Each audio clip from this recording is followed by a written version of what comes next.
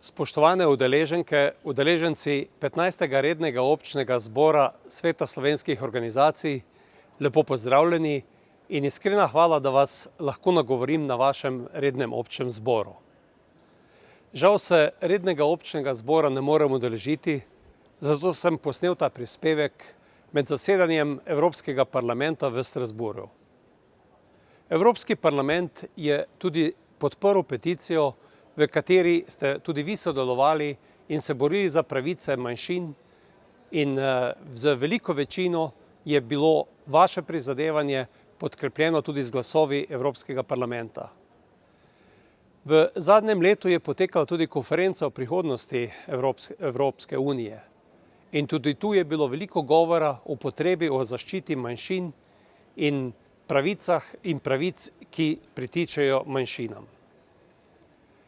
V Evropskem parlamentu je pred 9 leti velik Slovenec, žal pokojni Boris Pahor, vaš član, prejel tudi časten naziv državljan Evrope. Takrat je nagovoril poslance v Evropskem parlamentu, mimogrede slovenski poslanci so enotno podprli kandidaturo gospoda Borisa Pahorja za državljana Evrope, in v svojem nagovoru je gospod Boris Pahor poudaril pomen, kako mora Evropska unija ustvariti svojo identiteto in kako se mora glas Evropske unije slišati v svetu. To je danes v teh težkih časih, ko je zopet vojna na evropskih tleh, še toliko bolj pomembno.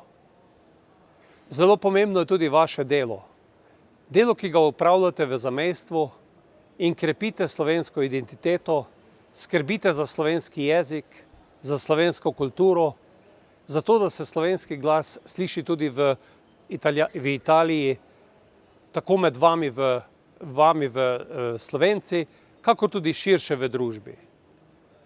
Vesel sem, da ne živimo več v časih, katere se je spominjal še tudi pokojni Boris Pahor, ko je bil celo slovenski dom požgan v Trstu. V časih, ko je evropski prostor ogrožale številne vojne, v kateri smo tudi Slovenci nemalokrat potegnili krajši konec, še posebej na vaših koncih je trda roka fašizma zelo prizadela slovenski narod.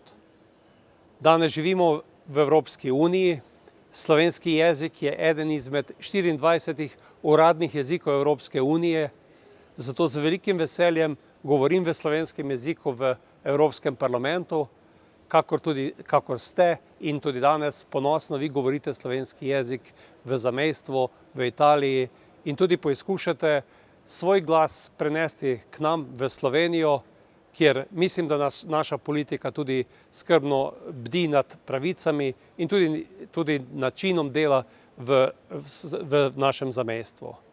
Čestitke ob vašem rednem občnem zboru, želim vam veliko uspeha in še enkrat najlepša hvala za priložnost, da sem vas lahko nagovoril in upam, da lahko naslednjič večer podelim z vami in da ne bo ta nagovor zgolj preko video sporočila.